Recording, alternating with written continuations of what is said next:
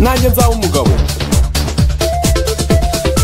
Wigireho ni ikiganiro cya Trust Wallet TV gitegurwa na Trust Wallet Studio.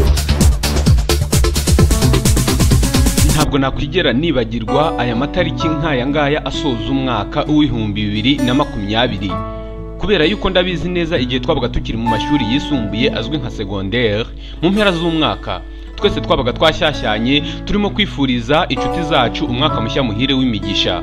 Umuntu wabaga yaratanze abandi kukwifuriza umwaka mushya muhire yahindukaga inshuti yawe yakadasohoka, mbese akaba mugenzi wawe wa nyawe kubera yuko yabaga yarakuzirikanye akakwereka yuko agushyize imbere y'abandi bose maze akakwifuriza umwaka mushya muhire mbere y'abandi bose. Ni nayo mpamvu mbere yuko ntangira iki kiganiro nukuri mbikuye ku mutima bifurije umwaka mushya muhire w'2021. Uwo mwaka muzawurye ntuzabarye. Umwaka w'2021 uzababera umwaka mwiza w'imigisha. Umwaka w'2021 uzababera umwaka mwiza wo gushyingira no gushyingirwa.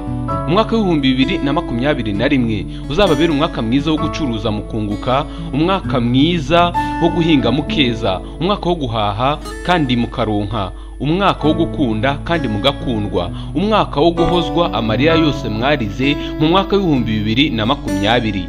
Mu mwaka w'2021 bifurije yuko mwese mwazashora ahunguka maze inzozi zanyu mwatekereje kuzageraho kera zikazaba impamo. Mu mwaka w'2021 nukuri mbifurije kuzatsinda, nubwo bizaba bigoye ariko muzatsinde kuko ndabibifurije. Bifurije umugisha mbikuye ku mutima.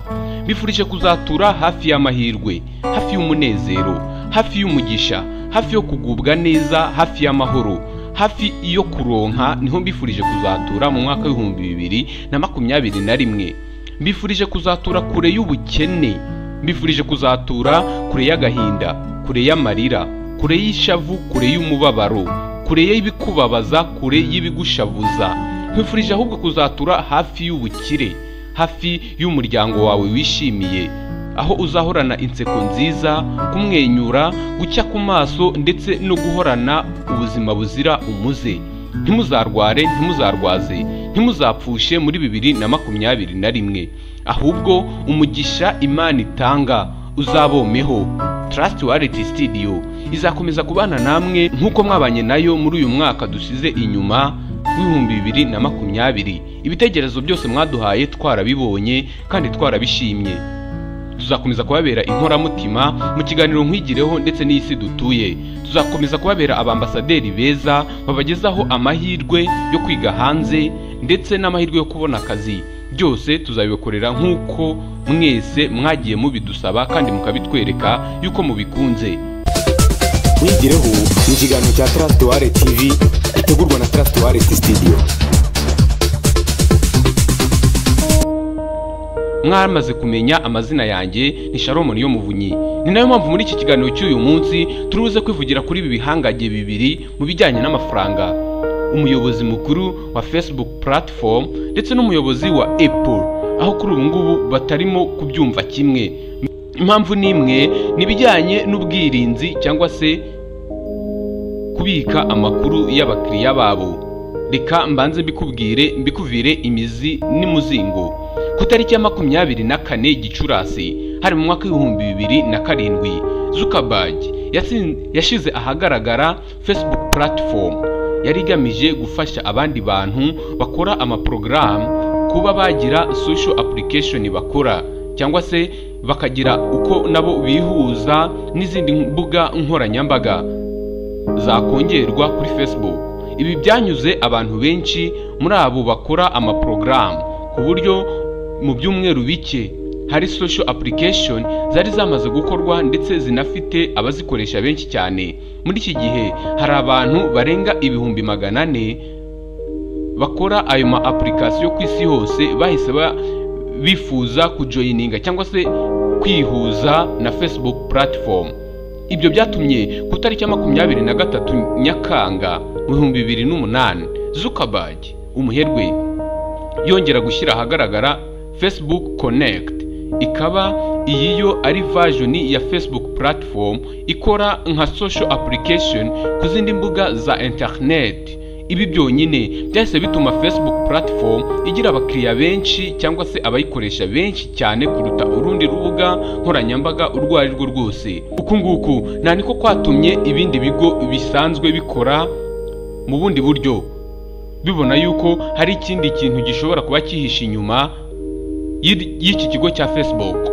Ikigo cya Facebook kuri ubu ngubu cyamaze gutangira ubukangurambaga bugamije kwamagana gahunda nshya y'uruganda rwa Apple isaba buri muntu wese yuko uzajya ashyira porogaramu iyo ari yo yose mu bikoresho byakozwe na Apple bizwi nka telefone zimenyerewe cyane kandi zihenze zizwi nka iPhone, cyangwa se ku bakoresha computer cyangwa se mudasobwa zakozwe na Apple ko bazajya babanza bemerera application bashyizemo iyo ari yo yose ko yafata amakuru yabo bwite cyangwa se ikerekana amakuru yabo bwite bazajya batanga. N'icyemezo Apple yafashe muri Kamena muri uyu mwaka w'2020 aho yemeje ko mu ntangiriro z'umwaka utaha w'2021 nahoze mbifuriza kuzagiramo amahirwe izajya imenyesha abagiye gukora download cyangwa se gukura porogaramu kuri Apple Store cyangwa se ahasanzwe habikwa amaporogaramu amakuru iyo porogaramu izamenyaho ku buryo abazayikoresha bazabanza kwemera ko ayo makuru yabo akoreshwa. Apple kandi izajya isaba porogaramu yose iri kuri Apple Store kubanza kugaragaza neza ingano y'amakuru y'abazayikoresha izajya itwara. Muri make izajya itanga ibisobanuro bihagije umuntu uzajya ukoresha iyo porogaramu agomba kuba yatanze, cyangwa se akerekana niba amakuru yose azajya asangirizwa abandi cyangwa se agasangizwa izindi mbuga. Iki cyemezo cyakanze cyane ubuyobozi bukuru bwa Facebook aho muri Kanama muri uyu mwaka w'2020 ubuyobozi bukuru bwa Facebook bwese bwandikira abanyamigabane muri icyo kigo babamenyesha ko gahunda nshya ya Apple izagira ingaruka ku miterere y'ubucuruzi bwa Facebook ku buryo inyungu z'abanyamigabane izagabanyuka cyane. Gukoresha Facebook ubu ngubu ku bantu benshi ni ubuntu, ariko iki kigo kizwiho gukusanya amakuru menshi ya buri wese, noneho ayo makuru ikayakoresha cyangwa se agakoreshwa asangizwa ibigo by'ubucuruzi bikabasha kwamamaza ku bantu runaka bishaka bitewe n'ibyo bakunze gukora, bituma Facebook imenya ibyo bashobora gukenera. Ubu buryo bwakunzwe cyane n'ibigo byamamaza ndetse buzamura umutungo wa Facebook ku rwego rukomeye, ku rwego rurerure. Usibye ko abantu hirya no hino bakomeje kugaragaza ko amakuru y'abantu Facebook ikoresha batagishijwe inama ateye impungenge, Apple kandi irateganya gutangiza ikoranabuhanga rizarushaho gutuma ibigo byose nka Facebook bigorana ko ibigo na porogaramu zikurikirana abantu kugira ngo zimenye amakuru yabo y'ibanga batazi. Biravugwa ko Facebook iri gutinya ko izi ngamba zizarushaho kuyibangamira kubera ko bizatuma inanirwa kubona amakuru y'abantu bakoresha urwo rubuga, bityo nabo bigatuma itabasha kubona uko yamamaza. Ibigo bishingiraho mu kugeza ubutumwa bwabo ku bantu banyabo bibishaka bizabagora cyane kugira ngo babamamarizeho, kubera yuko amakuru yabo y'ibyo basanzwe bakorera kuri Facebook azaba arinzwe cyane. Igihe bizagenda gutya rero umutungo wa Facebook ushobora kuzahita ugabanyuka ku buryo bugaragara, kuko hafi ya wose ushingira ku mafaranga aturuka ku kwamamaza. Nko mu mwaka ushize w'2019 98% by'inyungu za Facebook zaturutse ku kwamamaza, muri ayo 92% yaturutse mu kwamamaza bikorewe ku bantu bakoresha telefone.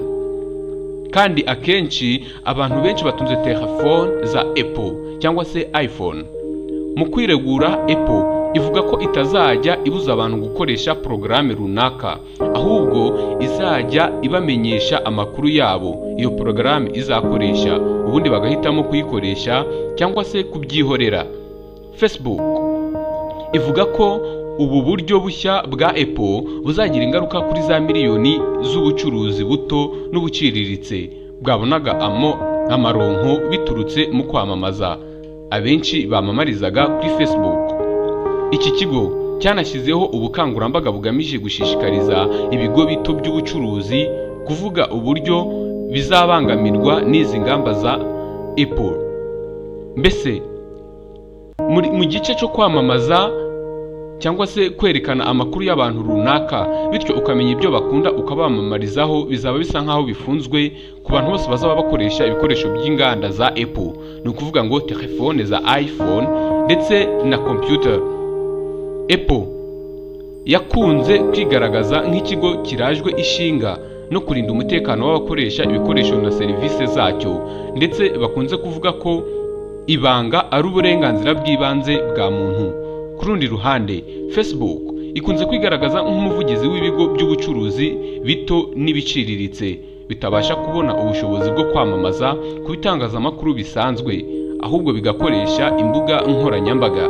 Hagati aho, Danny Levy, umuyobozi mukuru wungirije ushinzwe iyamamaza kuri Facebook, yavuze ko biteguye kwicarana n'ubuyobozi bwa Apple kugira ngo bakemure ibyo bibazo. Ibibazo biri hagati ya Facebook ndetse na Apple byafashe indi ntera cyane mu mwaka ushize wa 2019 ubwo byagaragaraga ko Facebook ikoresha kamera ndetse na Bluetooth ku bantu bakoresha iPhone, za telefone zikorwa na Apple kandi ba nyirabyo batabizi. Ibi rero nibyo byateye umujinya Tim Cook uyobora Apple, nawe ahita ashaka uburyo agomba gukora iyi porogaramu izaba isa nkaho iri gukumira cyangwa se iri kwerekeza cyangwa se iri gushyira mu mwobo uru ruganda rwa Facebook. Iby'iyi ntambara tuzakomeza kubibakurikiranira hano kuri Trustworthy Studio mpaka bigeze ku musozo. Gushimira yuko twabanye muri iki kiganiro. Ni Shalom Niyomuvunyi. Imana ikurinde.